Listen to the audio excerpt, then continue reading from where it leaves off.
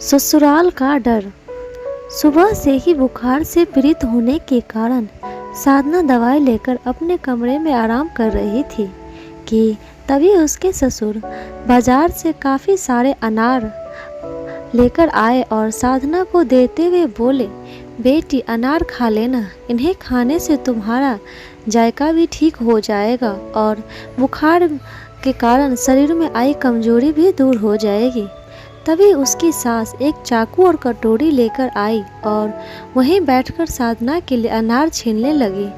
अनार में से दाने निकलते हुए वह साधना से बोली, बहू तुम आराम कर ना, खाना मैं बना दूंगी, तुम काम की चिंता मत करना। सास की प्यारी बातें सुनकर साधना भावुक हो गई थी। कुछ समय पहले ही दुल्हन बनकर आई साधना शादी से पहले अपनी सहेलियों के मुंह से सास के प्रति व्यवहार की बातें सुनने के कारण ससुराल के नाम से ही डरती थी कि पता नहीं उसके सास ससुर कैसे होंगे, उसे दुखी रखेंगे या सुखी रखेंगे।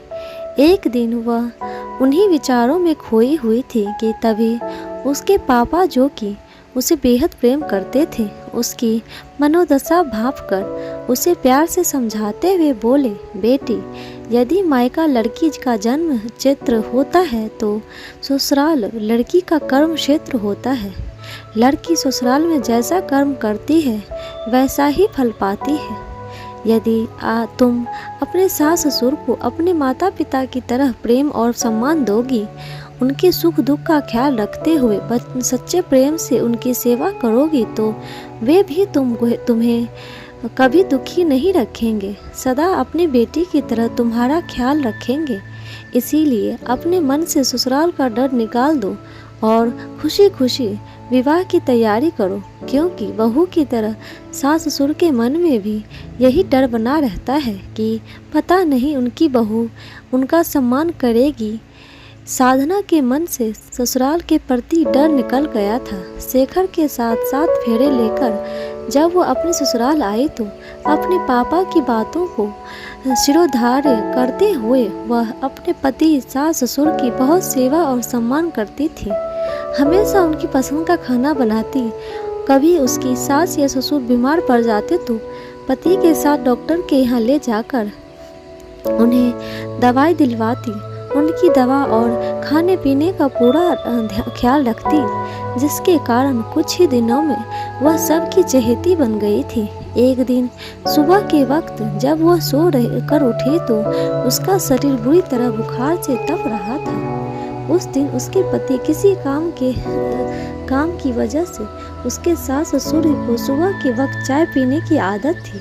इसीलिए हिम्मत करके जब वह चाय लेकर अपने सास ससुर के पास गई तो उसे बुखार से पीड़ित देखकर उसके सास ससुर उसे तुरंत अपनी फैमिली डॉक्टर के पास ले गए थे। डॉक्टर ने उसका अच्छी तरह से चेकअप करके बुखार की दवाई के साथ साथ उसको फल वगैरह खाने की नसीहत भी दी थी।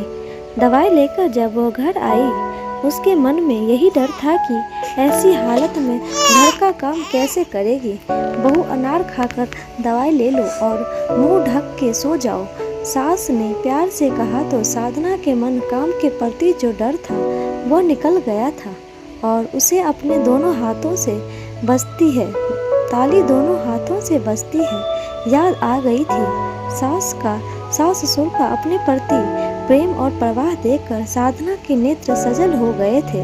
वह आंचल के कोने से अपने आंसू पोंछकर सास के द्वारा प्यार से दिए हुए अनार के दाने खाने लगी थी।